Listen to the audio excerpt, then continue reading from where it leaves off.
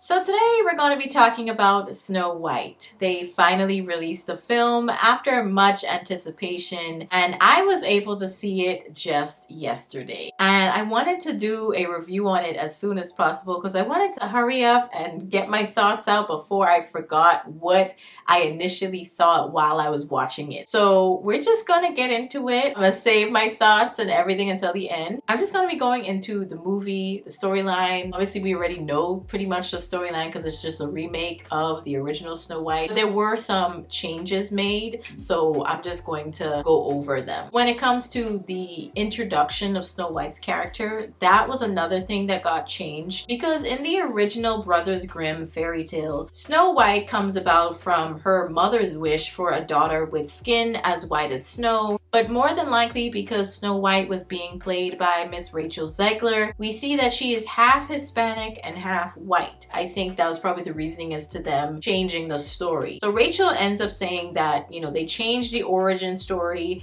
and she's quoted saying, "It fell back to another version of Snow White that was told in history where she survived a snowstorm that occurred when she was a baby. And so the king and queen decided to name her Snow White to remind her of her resilience." So I'm not entirely sure if that is completely factual. Y'all could let me know in the comments. If it's true or not, I don't know for sure. Also, we see that Snow White, she's this princess. She's growing up, and eventually her parents, they disappear. That is in part because of the evil queen. Snow White is pretty much like the evil queen's slave. She's still in the palace, the castle, and now she's being forced to clean steps and do all this other stuff. But when Snow White goes to tell the evil queen that she believes in sharing is caring, that's when the queen is just like, no. And shortly after that is when we get introduced to Jonathan, who is pretty much the new character or replacement for the prince because there's no longer a Prince Charming. They decide to have Jonathan, who's a bandit, instead,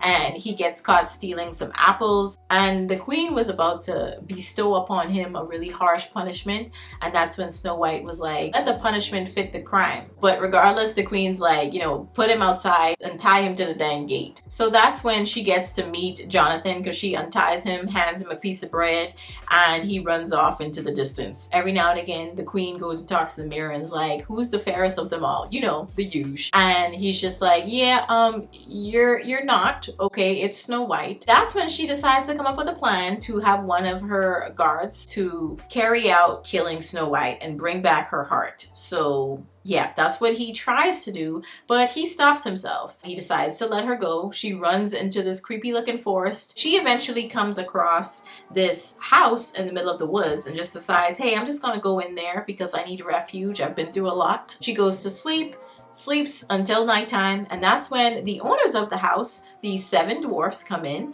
and they see her, they get terrified, and they realize, oh, it's a human. Okay, got it. But they decide to let her stay, even though Grumpy, one of the dwarfs, he's kind of mad about it because he's like, you're probably in trouble with the law and you're trying to bring your drama to us, and we're not about that life. And the next day is when she tries to tell them they need to clean up the house and they need to whistle while they work, and she doesn't actually do anything. She doesn't clean, she doesn't cook. She really doesn't do much to help them out at all except tell them what to do. But shortly after that is when she decides to leave. Then she runs into Jonathan again. She gets introduced to Jonathan's little bandit group. And after that is when the queen's soldiers kind of hunt them down. They have this little back and forth, and that's when Snow White decides to come back, even though Jonathan was trying to distract them so that she could get away. She decides to come back and help them out. However, unfortunately, Jonathan ends up getting shot with an arrow, and he has to be taken back to the dwarfs for them to help him out. But that arrow was looking super thick.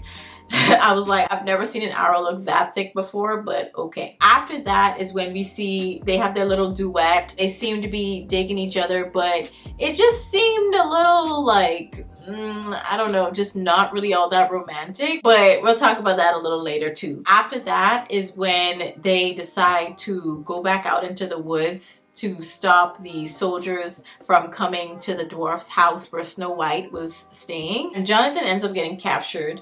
The evil queen notices Snow White's necklace on him because she gave it to him before he left as like a memento to be like, hey, come back, my knight in shining armor, right? And she's just like, oh, okay, I think I know where Snow White is. So I'm gonna become this evil little old lady. Okay, I'm gonna make this poison apple and then I'm gonna go find Snow White. She finds Snow White, simple, easy, and their plan pretty much falls apart. Snow White opens the door. The little lady says a couple of things about Jonathan, gives her the necklace. Also, she says a couple things about Snow White's father. In the beginning, I forgot to mention the guard that was going to kill her but decided not to. He'd also said that the queen had lied about her father's death or something like that. So now Snow White was like on some type of mission to see if she could find her father. I don't think she was really understanding what the guard was meaning. I think he really just meant, hey, she lied about the details about his death. He's still dead. Okay, he's not alive. He's still deceased. But it's just that yeah, she just lied about who killed him because it was her. Yeah, she gives Snow White the apple and Snow White's just like, yeah, I'm gonna eat it. I'm just gonna totally eat this apple from this stranger that just showed up on my doorstep because they said a couple things about Jonathan and my dad.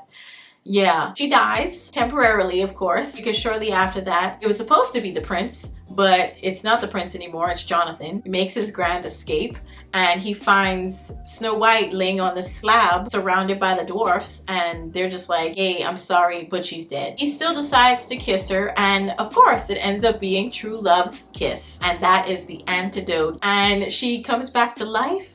And that's when she goes back to the castle and she stands up for what's right. The queen is just like, you know what? If you want the throne, you're gonna have to kill me. So take this dagger, kill me right in front of all these people. And of course, Snow White's just like, no, I'm not doing that.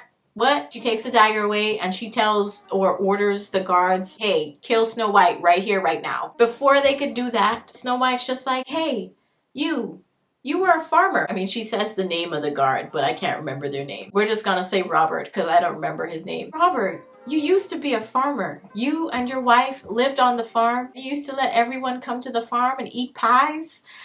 Yeah. And then she goes on to like pretty much list the other guards around her that was like holding her. She was like, do you remember? Do you remember? I understood what she was trying to do because she was trying to make it seem like remembering was pretty much like, you know, her connecting to everybody else around her, people in the town. But it was just like, okay. The soldiers are just like, yeah, we remember. And then they turn on the queen and then the queen just runs upstairs. She tries to talk to the mirror and at that point she ends up getting sucked into the mirror and everything eventually is all bright and sunny again. They're frolicking around in their white clothes. It's just a fantastic time. And also I forgot to mention when it came to the dwarfs, it was pretty interesting how they developed the Dopey character because in the original one, Dopey was just kind of a little more intellectually challenged. So he was kind of like the last to catch on to certain things. But in this one, they made it where he was being bullied by the other dwarfs because he was like clumsy and then also he didn't want to speak because it scared him. But then eventually he started to speak and everyone was surprised. But yeah, they had changed him just a little bit. But that was pretty much it. That was the movie in a nutshell. There were a couple of changes like I mentioned. But let's get into my likes with regards to the film. I always like to start with the positives.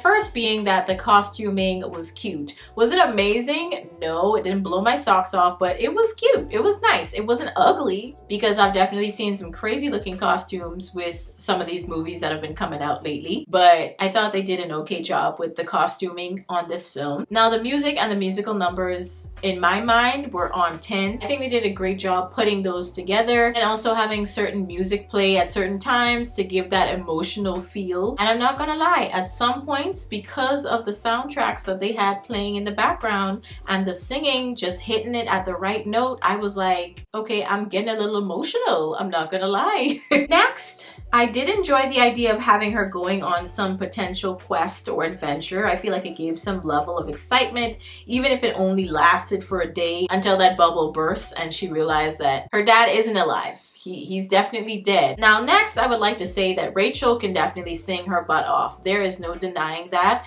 I saw her in that other movie that she did, something Songbird or something like that. And I thought she did a great job. I think she can act really well as well. Now, I don't think her acting in this was that great, but I think that her singing was obviously on 10. She kept doing this weird thing with her jaw though. I don't know if her like singing or vocal coach who like told her to do that to like get certain notes out, but it was kind of weird. Next, I felt like the romance fell flat for me, but I did like their banter back and forth. I thought that was kind of cute and funny because it definitely gave more to their relationship. Lastly, I want to say when it came to the Dopey character, I thought he was cute. I think he still looked kind of crazy, much like all the other dwarfs because of the CGI that they used and how they did it, but I feel like Dopey was a cute little character. I'm not gonna lie. I love Dopey. Now let's move on to my dislikes, okay? First of all, we have the love story. Like I said already, that was lacking. Even though they had their little duet and it seems as though they were starting to like each other, I think that was where it ended. I rewatched the 1937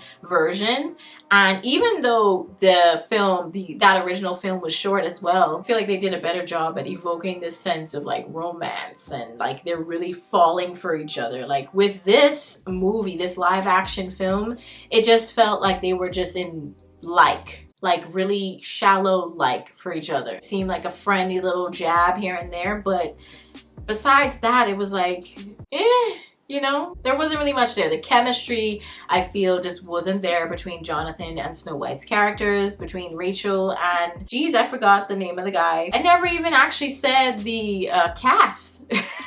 I never mentioned the cast, but obviously we know Rachel Zegler, she played Snow White. Gal Gadot, she played the evil queen. Now with Jonathan, he was played by Andrew Burnap. And of course we had our other characters, but those were like the three main ones. Now the second point, the dwarfs looked horrible. They could have looked a little more human in my opinion. It's like they were in between cartoonish looking and trying to look realistic. It was really weird. It was playing with my brain the entire time. I was like, y'all really could have done a better job with these dwarfs. Next, Gal Gadot. Okay, Gal Gadot's rendition of the evil queen is high-key funny. It's hilarious to me. I think Gal Gadot is low-key a terrible actor. I couldn't really take her character seriously as like an evil queen. It was more just like I'm cosplaying to be evil and I'm going to like Comic-Con or something. Like it wasn't really coming across as like, ooh, like scary, you know? It was like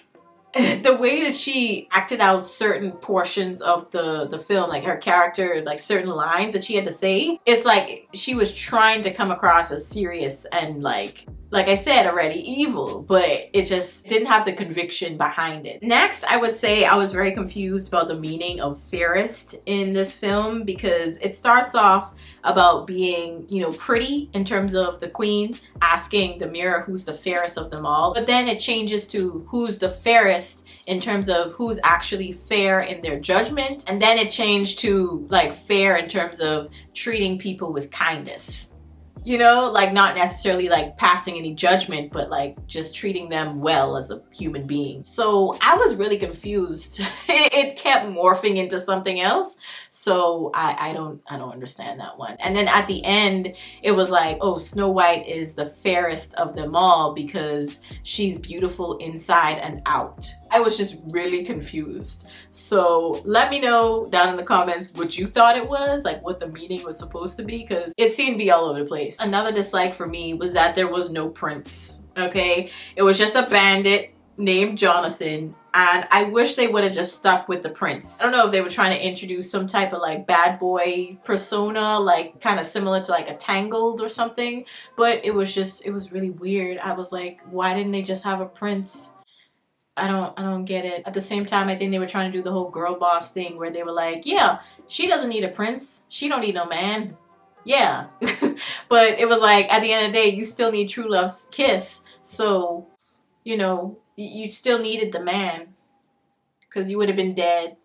You know what I mean? Lastly, you know, in terms of the girl boss thing, it was kind of strange watching the development between Snow White and the dwarfs to really pledge their fealty, to feel the need to protect her, because she didn't do anything for them. She didn't really care for them like that. It was more like, here's what you're gonna do. You're gonna whistle while you work, and I'm just gonna sit here and, you know, pretty much dish out all the commands. But I'm not gonna actually clean anything. I'm just gonna sing and dance around the room. Yeah. That's what I'm gonna do. Now that I've given both my likes and dislikes about the film, I do have some questions. Number one, what's the point of the dwarfs having hands that glow? Like, I'm trying to figure out, if they're supposed to be magical creatures, what does the glowing hands actually do for them? You know, like, I couldn't figure that one out. Second question. Snow White raved about how good things were when her dad was king, but what did they do besides just give out pies? Thirdly, my question is directed at Jonathan. Why are you out here catching stray arrows for a chick you just met? Like, she gave you some bread, yeah, I understand, but it's like, for a girl you just met, you're gonna put yourself in danger.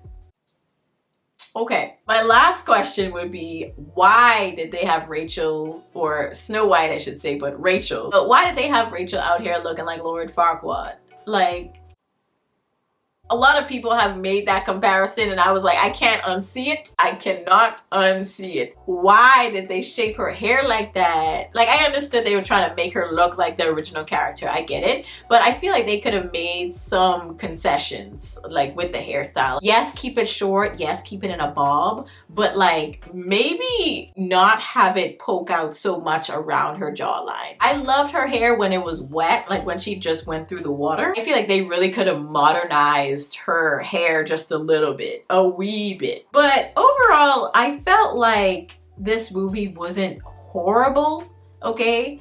But it wasn't great, and I wasn't really expecting all of that much. But it was a little better than what I thought it was going to be. I thought it was going to be absolute trash, but it wasn't. And I feel like that's mainly in part because of them spending so much dang money on this film. You could clearly tell. But I do feel like they wasted a lot of it on that bad CGI for those dwarfs. But also, I see that Rachel had recently gone to the movie theater to go see the film. There was literally nobody in the theater. A lot of people have been recording that in their individual theaters, the theaters are empty as well. But I would have to say, I did see a lot of kids in there, like a lot of parents dragging their kids to go see it, but the kids weren't interested. They were running around the theater, going up and down the stairs, and I'm just like, could y'all come get your kids? Like, I was getting irritated low-key. Either way, the kids were very disinterested in the film, and I think that definitely tells the tale that Disney really needs to start coming up with new stories to capture the attention of this new generation that's coming up. For example, my sister's generation, she's 13, and it's just kind of like she's just disinterested in these stories because it's nostalgia for like me, but for them, it's like, it's not for them. They need to come up with new stories. I feel like the nostalgia is over with at this point. I think the abysmal box office return that they've been seeing in the opening week was very telling as well. I would just say Disney needs to learn their lesson and learn it fast before they really start losing some crazy money. Yeah, they've been losing crazy money, but just create some new movies, new storylines, new ideas, have new people come on and, you know, like, do something different. But it's very interesting seeing them talk about Rachel Zegler and how they were saying that, you know, she was basically the scapegoat turned icon or something like that. And I was like, Rachel Zegler would never be an icon. Let's just get that straight. But I do think she wasn't the whole reason as to why this movie bombed. I think she was just a part of the reason. Okay, a part of the reason why people didn't want to see it, because they didn't care for her attitude. They didn't care for how condescending she came across in terms of, you know, the old movie, and then also her putting in all her feminist ideas. It was like, girl, just say you're excited to make the movie, be in the movie, and you can't wait for them to see it. Rachel had talked about there not being a prince. There wasn't a prince, but there was still a romance involved. But the thing is, it's like the romance fell completely flat. So it's kind of telling me that they probably just put that little romantic story in there just to kind of appease people for there not being a prince. But it just was probably like an afterthought after they realized all the backlash that Rachel was getting for saying what she said. Overall, it wasn't terrible, but you know, it definitely was not great. But it wasn't like just trash. It was okay. But let me know your thoughts down in the comments. I will catch you all in the next one. Peace.